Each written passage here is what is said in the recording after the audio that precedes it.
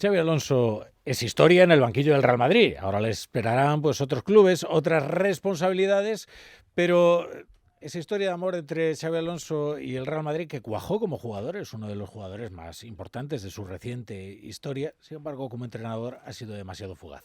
Ha sido destituido y la gota que ha colmado el vaso de una temporada que ha sido bastante incómoda para Xabi Alonso, cuestionado prácticamente desde el principio, ha sido la disposición de la Supercopa, del partido de la Supercopa, la final contra el Barça, que muchos madridistas consideran que el Madrid pues no ha hecho tan mal, no ha tenido tan mala imagen, pero es que eso no es suficiente. Para el Madrid solo vale ganar. Edu Vidal, ¿qué tal? Buenas tardes. ¿Qué tal? La Torre, muy buenas. Es la noticia de la tarde. Hace menos de 2 horas que el Real Madrid comunicó la rescisión del contrato de Xabi Alonso como entrenador del primer equipo. De mutuo acuerdo, dicen en la nota oficial. La información que fuimos contando en Onda Cero es que la confianza en el Tolosarra se fue perdiendo poco a poco en el club, por resultados, por juego, por la gestión de algunos asuntos durante estos meses, la crisis con determinados jugadores, la preocupación por el bajo estado físico del equipo o las numerosas lesiones. El 9 de diciembre ya contamos en esta emisora que Xabi estaba sentenciado y sería despedido si acumulaba algún mal resultado más. Y la decisión ha llegado después de perder ayer la final de la Supercopa de España ante el Barça, en Arabia. No hay derrotas honrosas ni derrotas que refuercen en el Real Madrid, recuerdan, lo dejan claro en el club con esta decisión. Pocos minutos después, el Real Madrid ha anunciado su sustituto, es Arbeloa.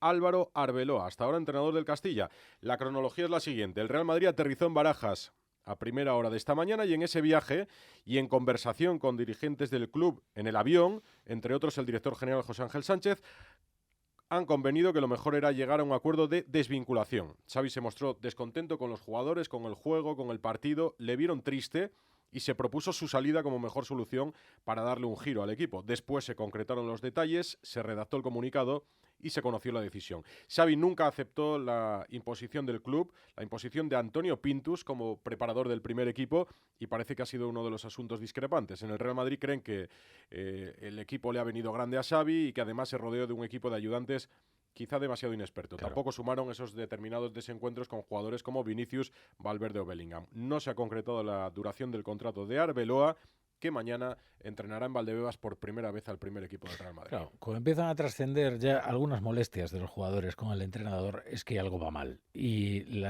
esto ya no era una cosa de periodistas, de información que se transmite de los entornos.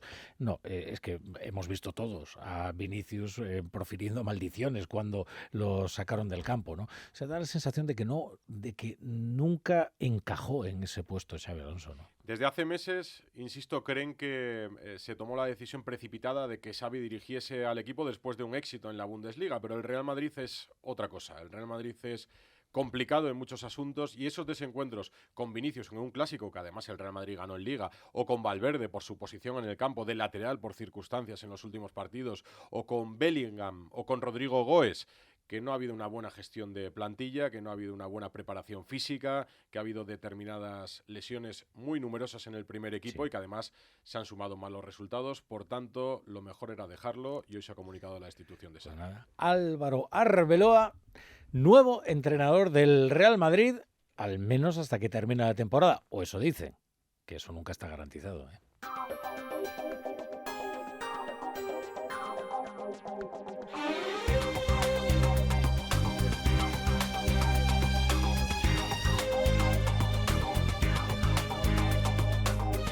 Bienvenidos a la Brújula. Si se incorporan a esta hora a la sintonía de Onda Cero, es verdad que una imagen muy significativa, ¿eh, Edu? ¿Te acuerdas en la final cuando decía Xabi Alonso hacer el pasillo? Entonces, y Mbappé decía no, al vestuario. ¿Dónde se fueron? Al vestuario. Al vestuario, sí. Xavi junto a otros jugadores como Asensio, esperando para hacerle un pasillo al Barça, y al final Mbappé tomó la bola. Eso es indicativo.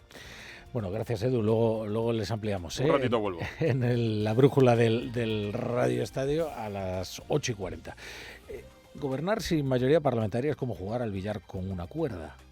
Así era como definía Camille Paglia el sexo en la tercera edad, pero como ya hay solución para esto, ya hay fármacos que solucionan el tema, pues lo vamos a aplicar a la política. Jugar al billar con una cuerda. No hay una pastilla que le dé a Sánchez vigor parlamentario. De hecho, hoy por hoy, ha perdido incluso el voto de José Luis Ábalos, que está en la cárcel. Un voto menos, es decir, algo más en minoría.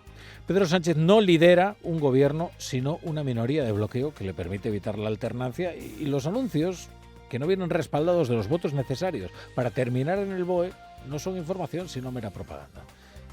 De manera que nos permitirán que no perdamos demasiado tiempo en analizar medidas que no cuentan ni con el respaldo de parte del gobierno, ni desde luego con una mayoría parlamentaria, pero es que ni siquiera con la totalidad del Consejo de Ministros.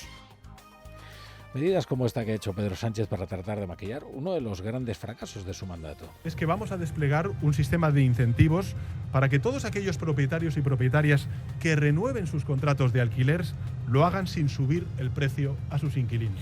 Y sí, el precio de la vivienda es uno de los fracasos de su mandato, por mucho que pretenda desplazar la responsabilidad a las comunidades autónomas. Es un precio disparatado, y muy especialmente en estos 7 años que lleva gobernando. Lleva subiendo desde hacía bastante tiempo, pero ahora mismo es prácticamente inaccesible una vivienda para una familia normal en el centro de las grandes ciudades, o en un lugar razonable o en unos términos razonables. Y no es un problema únicamente de Madrid, de Barcelona, en las grandes urbes. Es algo que incluso sufren algunos territorios con una densidad de población casi siberiana, con lo cual el problema, desde luego, es profundo. Miren, en este caso, al menos, Pedro Sánchez prescinde de amenazar o castigar a los propietarios, lo que ya se ha demostrado tan contraproducente que solo consigue contraer la oferta, es decir, disuadirles de sacar el precio el piso al alquiler. Lo que propone es premiar vía IRPF a los caseros que al renovar el contrato de alquiler bajen el precio a sus inquilinos. Bien. Lo que ocurre es que Sánchez tiene unos socios que consideran que cualquier beneficio obtenido por el alquiler de una vivienda es una forma de usurpación. Hablan de los rentistas de esa forma aberrante con la que se hacían las caricaturas victorianas del capitalista. Un tipo con chistera y puro y con los billetes saliendo del bolsillo del chaleco. Ahora los dibujan como buitres, como fondos buitres. No piensan, desde luego, que pueda haber, yo qué sé, una señora que alquila una propiedad para tener una renta con la que sostener a los nietos que, dado el paro juvenil que hay en España, probablemente estén en el desempleo. Así que los primeros que han salido a rechazar, incluso a denostar el anuncio de Pedro Sánchez, han sido ministros del Gobierno de España. Gente que se sienta junto a él cada semana en el Consejo de Ministros, como Pablo Agustín Duy. Es ineficaz, es injusta y no es adecuada. Una fórmula que nosotros no compartimos. La prórroga de los alquileres tiene que ser un derecho de las familias españolas. No puede ser una opción y, sobre todo, no puede ser un premio fiscal a los caseros en este país. Y, por tanto, en los términos en los que se ha anunciado esta medida, no va a contar con nuestro apoyo. No se me vaya a beneficiar un casero, no, un rentista. Lo que suele hacer Pedro Sánchez en estos trances, en los que sus socios le abandonan, es asomarse así por encima del muro, asomar la cabeza a ver si los salvajes de la derecha le salvan una votación. Pero no será este el caso. Alberto Núñez Feijóo ya se apresuró en su día a presentar su propio plan de vivienda y hoy, de hecho, ha añadido una cláusula adicional al mismo, aprovechando el debate sobre la financiación autonómica, porque ha querido vincular la financiación de las comunidades y de los ayuntamientos a la construcción de vivienda nueva. Si lo que va a presumir es de una operación inmobiliaria que lleva 40 años y lo que va a presumir después de casi 8 años en el gobierno, de esto, sin decirnos por qué la vivienda en España se ha convertido en un lujo, no es razonable ocupar la presidencia del gobierno. La cuestión es que el gobierno, que necesita hasta el voto de José Luis Ábalos para aprobar la disposición más miserable, pretende ahora apurar los mensajes electoralistas, a ver si así, por ejemplo, el ciudadano aragonés olvida lo de la financiación singular de Cataluña. Quizás necesiten algo más potente que una desgravación por bajar el precio del alquiler para deshacer el agravio de la foto con Junqueras. Ha sido otro fin de semana demoledor de encuestas para el PSOE, cuya batalla demoscópica ya no es ni siquiera contra el PP, porque ya las casas encuestadoras, y esta vez ha sido 40dB para el País, se están fijando en cuál es la distancia que les separa de Vox en algunas ciudades y en algunas provincias muy importantes. Ya ocurrió con la ciudad de Badajoz, en las pasadas elecciones extremeñas, donde Vox sobrepasó al PSOE. En esas elecciones, en Extremadura, en la actual, el Parlamento Autonómico extremeño, está más cerca el Partido Socialista de Vox que del Partido Popular. Claro, la pregunta es si esperaban un resultado distinto.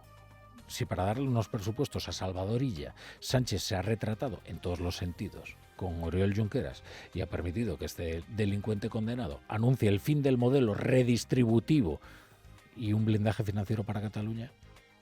Es que dicen hoy algunos socialistas aguerridos, hay que ver Jordi Sevilla presentar su manifiesto crítico justo a las puertas de unas elecciones en Aragón.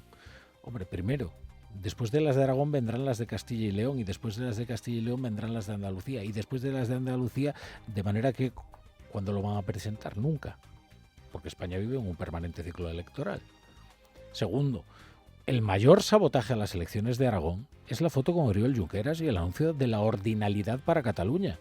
Una financiación tan singular que solo Cataluña tendría garantizado su puesto en el ranking fiscal de las comunidades. El resto que se apañen. Ese es el mayor sabotaje. Y la demostración de que Pedro Sánchez es capaz de vender cualquier federación socialista para sufragar su tipo de interés particular. El tipo de interés. Porque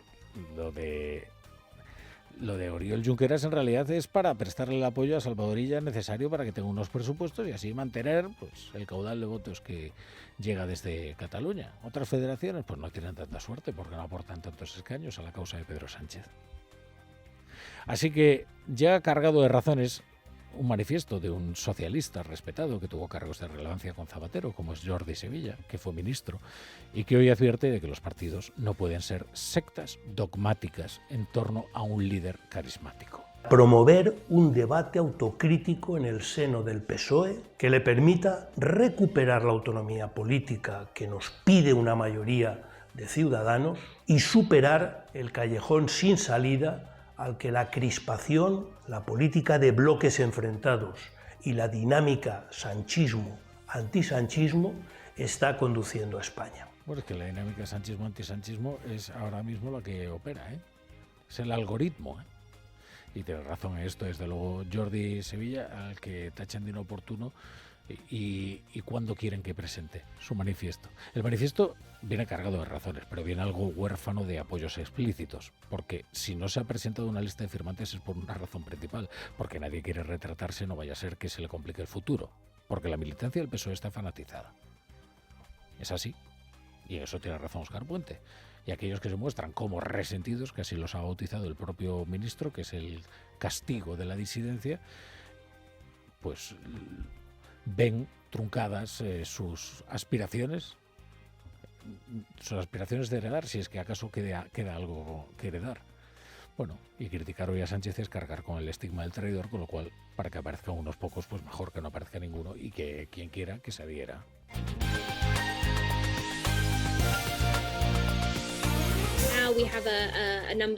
Ahora mismo tenemos unos 490 fallecidos confirmados entre los manifestantes, incluyendo 8 niños, y seguimos investigando más de 500 casos. Así que eso significa que si confirmamos todos estos casos, el número de muertos superará los 1000, y eso en solo 15 días, lo cual es extraordinario. La pasada semana les contábamos que Irán había entrado en la fase cruenta, no en la fase represiva, que esa es perenne en la República Islámica, sino aquella en la que los guardianes de la revolución pretenden sofocar la revuelta mediante la diseminación de cadáveres y por tanto del terror. Esto que se inventó en la Revolución Francesa del gran terror, bien, pues esto aplicado a la Revolución Islámica y con especial eficacia homicida. Escuchaban ustedes los datos de la activista Skylar Thompson, que trabaja para Human Rights Activist News Agency, HRANA, un grupo de derechos humanos con sede en Washington, que dice que ha confirmado la muerte de casi 500 manifestantes y de casi 50 agentes de seguridad en lo que ya son las mayores movilizaciones desde la Revolución Islámica que llevó al poder al Ayatollah Khomeini. Hoy Ali Khamenei tiene que escuchar las maldiciones que se profieren contra él en las manifestaciones. A pesar de un apagón casi total de Internet, de límites absolutos a las comunicaciones telefónicas en el país, han comenzado a circular informes que incluyen vídeos verificados de muertes de manifestantes, de cadáveres alineados en bolsas para ser dirigidos a los mortuorios, no a los hospitales.